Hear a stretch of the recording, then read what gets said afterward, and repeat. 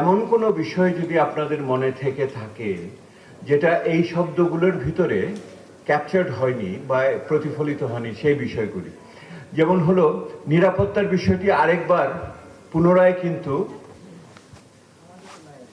নির্দিষ্ট হলো, আগের থেকেও তাই এসেছিল, এখানেও আপনাদের তাই এসছে। নিরাপত্তার বিষয়টি 1 নম্বরে চলে এসেছে এবং একই রকমভাবে কর্মসংস্থান ইত্যাদি বিষয় এসছে। শান্তি, সততা, সুশাসন, জবাবদিহিতা, সুশাসন, গুড গভর্নেন্স একই জিনিস এবং একই সাথে স্বচ্ছতার বিষয়টি এসছে। দুটো বিষয় জাতিগত স্বীকৃতির বিষয় এসেছে, একটি আদিবাসীদের আর একটা হলো দলিত সম্প্রদায়ের। একই রকম ভাবে শিশুদের কথাও আলগাভাবে এসেছে যে এই ইয়ের বিষয়ে।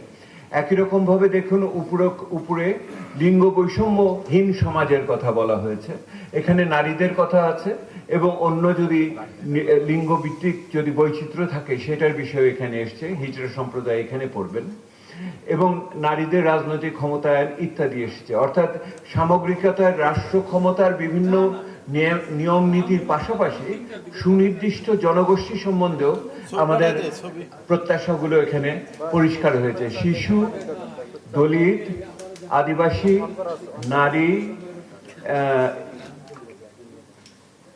এবং ইত্যাদি বিষয় এটার ভিতরে এসছে। আর কি আছে দেখেন, সরান, সাইডে সরান। সততা, সুশাসন ইত্যাদি তো আছেই।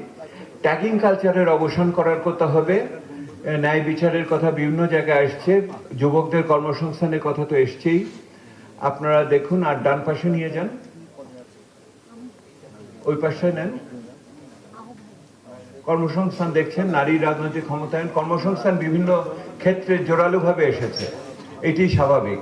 একই রকম ভাবে আইনের শাসন ইত্যাদির বিষয়গুলো। সো আমি তৃতীয় যেটা দেখছি, একটা হলো রাষ্ট্র কাঠামোর বিভিন্ন নিয়ম নীতি, সমাজ বিনির্মাণের নিয়ম নীতি, মূল্যবোধ ভিত্তিক এবং তার স্বচ্ছতা, জবাবদিহিতা, সততা এবং এইটার যে সুশাসনের বিষয়গুলি।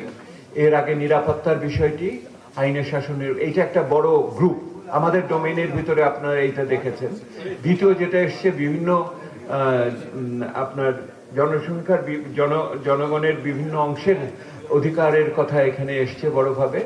আর এসেছে সুনির্দিষ্টভাবে কর্মসংস্থানের কথা। কর্মসংস্থান, শিক্ষা, স্বাস্থ্য এবং আপনার সামাজিক সুরক্ষা, এই বিষয়টি তৃতীয় আরেকটি বড় বিষয় হিসেবে আছে। আর কিছু আছে কিনা দেখেন। শ্রমিকদের বিষয় এটার ভিতরে আছে, ওইটার নারী, শিশু ইত্যাদির সাথে আপনার দলিত, আদিবাসী শ্রমিকদের বিষয়টি ওটার সাথে আছে, মানলাম। আর কিছু, আর একটা তো এসছে বাংলাদেশ ফার্স্ট। এটা আমাদের ওই যে প্রথম যে সার্বভৌমত্বের কথা বলেছিলাম, স্বাধীনতার কথা বলেছিলাম, তার সাথে এই স্লোগানটা মিলবে যে আপনার বাংলাদেশ ফার্স্ট। আর কিছু, সব জায়গাতেই দেশপ্রেম কথাটা বিভিন্নভাবে এসেছে। এক একজন অবশ্য দেশপ্রেম বলতে এক এক রকম জিনিস আমরা বুঝি। আর কিছু আছে,